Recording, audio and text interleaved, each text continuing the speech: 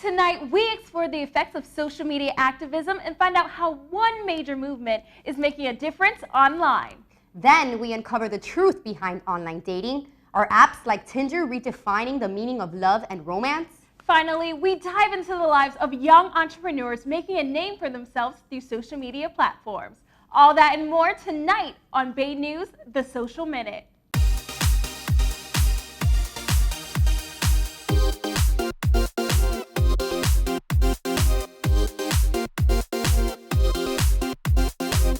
Good evening. Welcome to Bay News. This is The Social Minute. I'm Jasmine Avery. And I'm Charlene Pignon. In the past 10 years, technology has grown at a rapid pace and has changed the world around us. As communication and information continue to travel at rapid speeds, we find ourselves trying to adjust and adapt to a social media-driven world. Today, we uncover how major networks like Twitter, Instagram, and Facebook have made an impact on social activism, the growth of businesses, our youth's upbringing, and most importantly, our personal connections. Before the social media era, we took a different approach to bringing awareness to important issues. Now, activism has risen to a global scale as people in every corner of the world take a stand and unite, creating one voice and establishing change, all through a simple hashtag. Let's take a look at activism through social media. It's the era of hashtags and retweets. It is these simple actions on social media that is uniting the world on many issues. Social media activism became prevalent in 2012 after news of the shooting death of 17-year-old Trayvon Martin, who was approached and killed by a neighborhood watchman while walking back to his father's home. The hashtag Justice for Trayvon and Black Lives Matter began to flood social media as the world started to weigh in on the case. And it's surprising how with social media, the activism awareness is growing globally compared to how it was a couple decades ago where you just hear things from the news. And the social media activism platform has expanded from there. The devastation of world events such as the Paris terrorist attack has had millions from across the world using the hashtag #PrayForParis to show their support, garnering over 1.8 million posts on Instagram alone. But is using the hashtag really activism? Are people really making a difference? I think you have to be more proactive, as taking a more stern stance rather than just, a hashtag. While some may feel that a simple hashtag isn't making a difference, some feel otherwise. I posted Pray for Paris. It wouldn't be addressed if it wasn't for social media. In 2016, people are no longer looking for love at their local coffee shops or social gatherings. Instead, many are taking the virtual route and connecting online before ever meeting face-to-face. Social Minute reporter Liz Lopez gives us the scoop on how social media and technology are redefining the language of love. Online dating is no longer seen as a last attempt for the desperate and lonely to find their soulmate. It has actually become one of the most socially acceptable ways to meet a significant other. 1 in 10 adults in the U.S. have used an online dating service or app at some point, and an estimated 66% of them have gone on at least one date with someone they met through a dating site. For Scarlett and Brian, one date was just enough to fall in love. So Tinder is an app. It's for social media dating, and basically you swipe right if you like the person's pictures and bio, and you swipe left if you don't like them. And when you swipe right and they swipe right, then you guys are a match. But he was actually the first one that I had a conversation with, and I liked it so much. We just talked about so many things, and then we decided to meet at Brick House and make it our first date, and ever since then it's all history after that. I was very skeptical about using social media and Tinder for dating because I have heard a lot of stories and a lot of catfishes and a lot of people that just have gone on so many dates and it's been so tragic for them. Even though we did meet on Tinder, it has been like a regular relationship. We've been together for a year, and honestly it's been the best year of my life.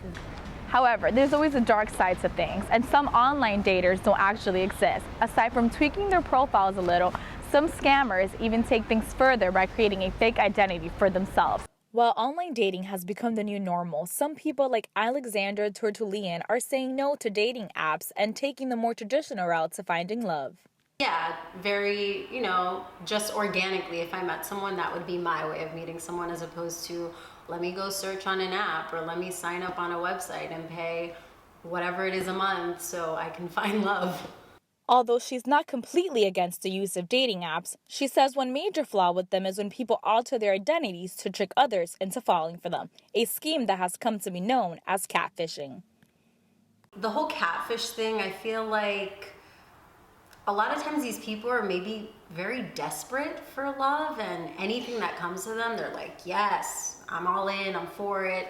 And I feel like they kind of set themselves up. How do you even let it get to that point where I've never seen this person and I've been talking to them for a year via text message or on the phone? I'm gonna say I'm more of a I'll wait till it happens type of girl. I'm not gonna go out and search for love on a dating app or go on Tinder so I can go out and have a drink with someone to then hope that something amazing happens. Wow. That's crazy. Have you ever online dated? Nah, never before. What about you? I'm not gonna even get into that. Let's definitely leave that for the brave at heart, all right? Well, coming up next, we explore local businesses in our community that have made a splash on the scene with help from social media and uncover the effects technology can have on our youth.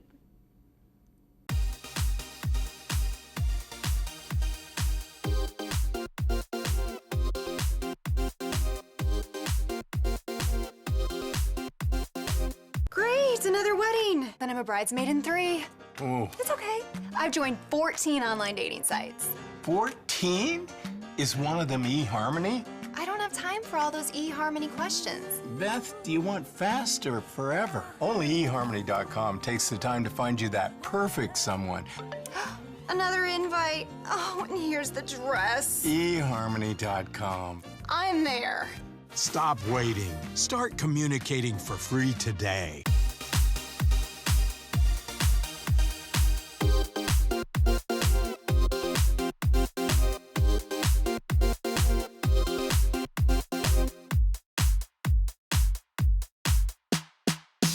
Welcome back to the Social Minute. As the role of social media continues to expand in our everyday lives, many businesses are using platforms like Instagram to their advantage and building their empires with the push of a button. Technology has grown immensely throughout the years. It now is being used more than ever to promote businesses. Social media applications such as Instagram, Twitter, and Facebook are just some of the tools that are being utilized to gain customers. Memo Apparel, a local Miami clothing business, is just one of the many businesses who rely on social media for clients. I would say the first year of our business, every sale we made was because of Instagram, which was great because it's free. So we would just post pictures all day long, and we would start like following other people who were interested in the sneakers. So I would say that's really, like, honestly, it was 100% Instagram, which was pretty cool. I think with social media, it's like trial and error. I think every business is a little different. And right now, it's gotten to be so popular where it's like taking the best picture is very imperative to kind of gaining followers. As technology and these apps become better and better, you understand how to use social media to your advantage depending on your business. In addition to Memo Apparel, a variety of businesses, including gyms and restaurants, have also seen an increase in business thanks to social media. We visited a local gym, the Yard Miami, and a hearty Peruvian restaurant, Mr. and Mrs. Bun, to get the scoop. The Yard Miami opened in summer of 2015, and since then, the gym has gained over 50 clients just from Instagram alone. Well, I started with my uncle, and he's been training for about 9 years, 10 years, and he's always had a dream of opening up his own business. So him and his girlfriend got together, and that's when they wanted to start it up, their own gym. The owner started with his same amount of clients that he had from the past time, and now it's grown to about maybe 40 clients plus, or maybe 50. Similar to the Yard, Mr. and Mrs. Bun relies on Instagram in order to gain a following. This business also opened in the summer of 2015 and has not only gained many followers, but regular customers. I put the pictures, and of course I put like everybody can see it, and then the people start to follow me, and then I realized that if I follow people that I don't know, they're gonna follow me back, so they know about the restaurant. Social media not only brings in customers, but gets more personal and builds friendships within the restaurant. It's not a customer that I make money, $. It's more like a family that you can have, comfort food made from scratch and feel like home. Unlike millennials who were introduced to technology and social media later on in life, our youth is introduced to it from birth. Are these devices being used to distract or to educate? We explore this further with parents of our community. The likes, hashtags, snaps, and the classic tweet from Twitter, you name it, social media have become prominent parts of life for many adults today. Most of them engage with these networks without knowing the effects it has on their lives. But what about our children? A study done by the Berkman Center for Internet and Society at Harvard University found that the average number of hours a teenager spends online is 27 hours. That's a whole month worth of time in one college course. Francesca Botella, a mother of 2 from Miami, believes there is nothing wrong with social media and the youth, just as long as you supervise them. I monitor everything, and she's only 3 years old, so I'm not going to let her do anything that is not appropriate for her age. And as she gets older and as she progresses in life, I will always be right there next to her. Botella's 3-year-old daughter, Madison, is an avid user of technology. Her favorite social network? Snapchat. Do Snapchat, do funny face, and do. Madison needs no assistance when it comes to the technology. She opens the application and starts snapping away. She gets it by herself on my phone, goes in her room, puts all her dolls like in the floor together, and talks to them and snaps them. Dr. Jaglin dedicated her research on the problematic use of social media. We found that the higher mindfulness is in individuals, the lower social media use they have. However, when I did my literature review, we found a lot of mixed responses. There was a lot of positive aspects of social media use in youth, but also a lot of negative aspects. Getting likes on posts can increase dopamine, which is a neurotransmitter in the brain, and that's a reward center. So there has been findings that when you get a like on a post, it's actually felt as a reward. So obviously that will lead to people wanting more likes. And the opposite effect, that if they don't get a like or they're feeling left out, there's been an increase in serotonin, which is linked to depression. I think it's important for us to just better understand it and be aware of what we're doing with it, instead of being against it or for it. Joining us today to discuss further on these issues is college student and Orange Theory associate Dominique Garcia and Miami blogger and entrepreneur Brittany Michelle. Thank you guys for joining us today. Now, after seeing all of this, you can't help but think to yourself, like, we haven't really thought about the positive or the negative effects social media has on our lives, right? I mean, for most of us, we open Instagram and Snapchat the first thing in the morning, right? Absolutely. I mean, like, bam, screens are in your face in the morning. Yeah. And Dom, I know that you don't have social media, so tell us a little bit about that and why you decided not to have it. Well, I had social media a couple years back when Instagram first started becoming a little bit more popular. And I found that it just made me a little bit more insecure with myself and made me wonder more of what people were doing, and you just catch yourself really caring about other things that you're not really supposed to. So I ended up, deleting my account, and at first I didn't in the morning, and I was kind of bored, or at night before I went to sleep, I didn't know what to do, but I kind of made my interest somewhere else. And how many years have you not had social media for? 3. 3. So how do you feel? Like, how's your life now? Is it carefree? Carefree? Like less stress? Stress-free, less stress. I find that sometimes my sister, I have a twin sister, she has social media and she's super into it.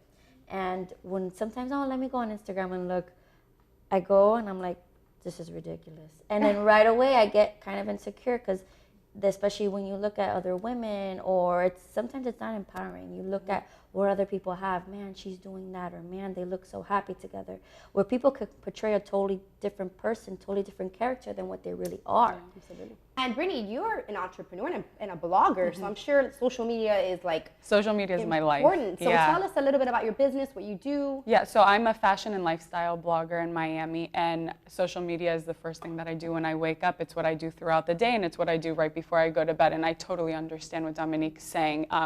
My fiance will tell me, like, can you please put down your phone? We're at dinner right now, or we're at a family gathering. Can you put down your phone? But for me, it's part of my business. I'm trying to grow my blog, and I want that to be my full-time job. So for me, I'm constantly checking how many likes I get, how many followers do I have, and I'm trying to post the best photos so that I can put my name out there, because for me it's a business. So you would say it's a little bit more of a branding Absolutely. reason why you're Definitely. doing it behind it. But it definitely does take control of your life, and you do find yourself comparing yourself to other bloggers and to other models or whatever. So you have to kind of put things in perspective and say, like, this is for my brand, you know, this is not my entire life, you know? Well, I'm glad you pointed that out. Yeah. So how do you separate your personal life with your online personality? Like, how are you able to separate that? It's hard.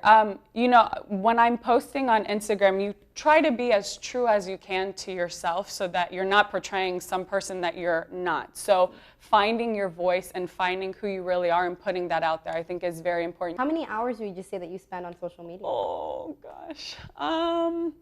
I would say a lot. You know, like if I'm at work, sometimes I'm like 10 minutes and then I put my phone away. If I use the restroom, I'm on my phone for 10 minutes.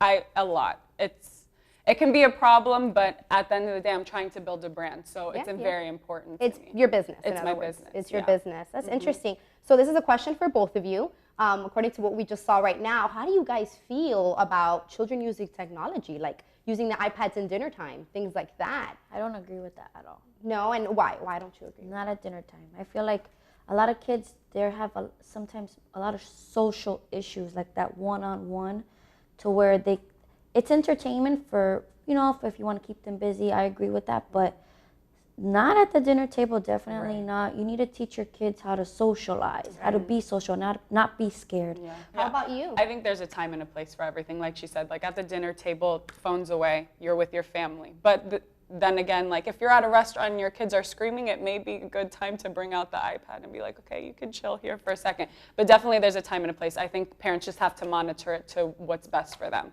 Well, we really wanted to thank you for taking your time out of your busy schedule to come and talk about this very important issue, which is social media and the youth.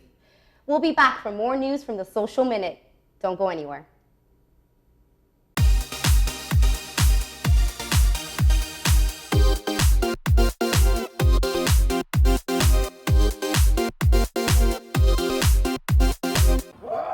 Red 78, watch 32, watch 32.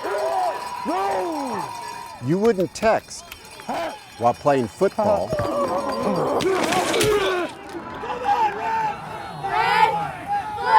You wouldn't text while cheerleading. So why in the world do you think you can text while driving?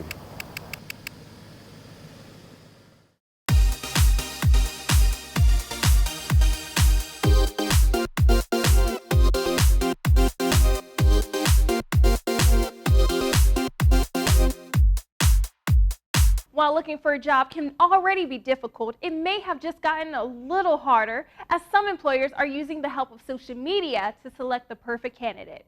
But is the new job screening trend invasive or fair game? You fill out an application, have an interview, and wait for the call saying you got the position.